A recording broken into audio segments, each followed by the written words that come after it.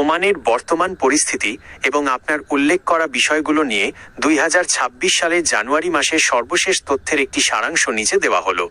মূলত ওমান এবং মালয়েশিয়ায় বেশ কিছু নতুন নিয়ম ও নিরাপত্তা সতর্কতা জারি করা হয়েছে।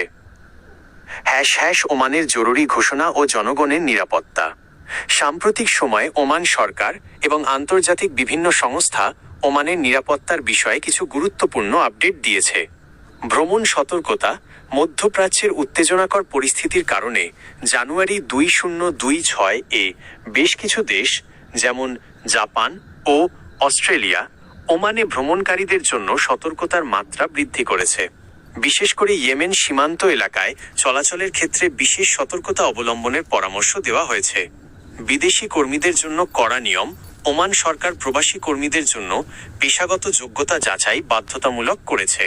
এখন থেকে ওমানে প্রবেশের আগে ইঞ্জিনিয়ারিং, লজিস্টিক্স এবং অ্যাকাউন্টিংয়ের মতো পেশার কর্মীদের যোগ্যতা মূল্যায়ন ও লাইসেন্স নিতে হবে।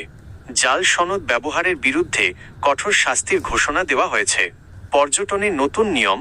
পাহাড় বা মরুভূমিতে দুঃসাহসিক পর্যটনের অ্যাডভেঞ্চার ট্যুরিজম ক্ষেত্রে কঠোর নিরাপত্তা নির্দেশিকা জারি করা হয়েছে। কোনো অপারেটর এই নিয়ম অমান্য করলে তাদের লাইসেন্স বাতিল সহ আইনি ব্যবস্থা নেওয়া হবে। প্লাস্টিক ব্যাগ নিষিদ্ধ।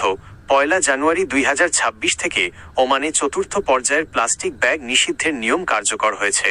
এখন থেকে ছোট দোকান ও নার্সারিতেও প্লাস্টিক ব্যাগ ব্যবহার করা যাবে না। ই কার এবং মালয়েশিয়া আপডেট। মালয়েশিয়া তাদের 2026 সালের বাজেটে বৈদ্যুতিক যানবাহন বা ই কার নিয়ে বড় সিদ্ধান্ত নিয়েছে। ট্যাক্স সুবিধা। মালয়েশিয়া সরকার স্থানীয়ভাবে অ্যাসেম্বল করা ই কারের ওপর শুল্ক ছাড় অব্যাহত রাখলেও বিদেশ থেকে সরাসরি আমদানিকৃত ই কারের ওপর বিশেষ ট্যাক্স সুবিধা কিছুটা কমিয়ে দিয়েছে। Charging station. 2026 সালের মধ্যে দেশজুড়ে 10,000 চার্জিং বে বা স্টেশন স্থাপনের লক্ষ্যমাত্রা নিয়ে কাজ করছে মালয়েশিয়া সরকার। ভিসা কড়াকড়ি। ওমানের মতো মালয়েশিয়াও ঘোষণা দিয়েছে যে যারা ট্যুরিস্ট ভিসা ব্যবহার করে অবৈধভাবে কাজ করছে তাদের বিরুদ্ধে কঠোর অভিযান চালানো হবে। এক নজরে অন্যান্য বুলেটিন। ওমান ও মহাকাশ।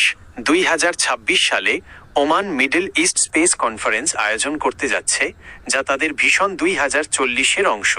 নতুন নোট। ওমানের কেন্দ্রীয় ব্যাংক 1 রিয়ালের নতুন পলিমার ব্যাংক নোট বাজারে ছেড়েছে। সতর্কতা।